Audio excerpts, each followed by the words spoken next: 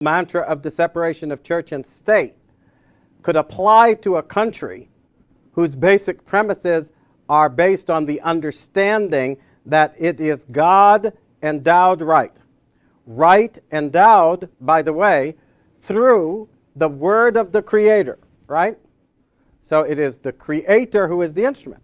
Now that, when you understand the language, is an explicit acknowledgement of both the authority of God and of the agency of God's word in creation, which then comes directly down to the question of shaping the mind and conscience of humanity to understand what is right and do it.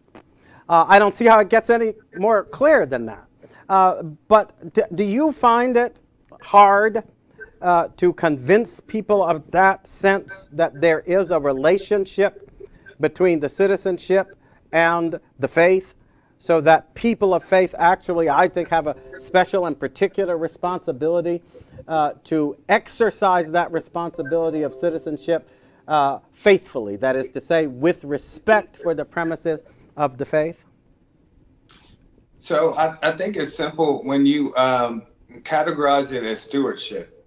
The Bible talks about in the parable of talents that one person was given one thing and another was given five, and the one buried it, and it said you were unfaithful. And so it isn't what you're given; it's what you do with it. So as being in the Western civilization and being in America, where we're free and we have a lot of opportunities, it's what we do with those opportunities. And so that's a stewardship component, that if we just focus on that component of, I want to be faithful with whatever God puts in my hands. And obviously, the place that I live should be very important. Your first ministry should be your home. And so that's technically talking about your house, but also in a case of where you live is in your nation. Now, how do you find that in a practical way translate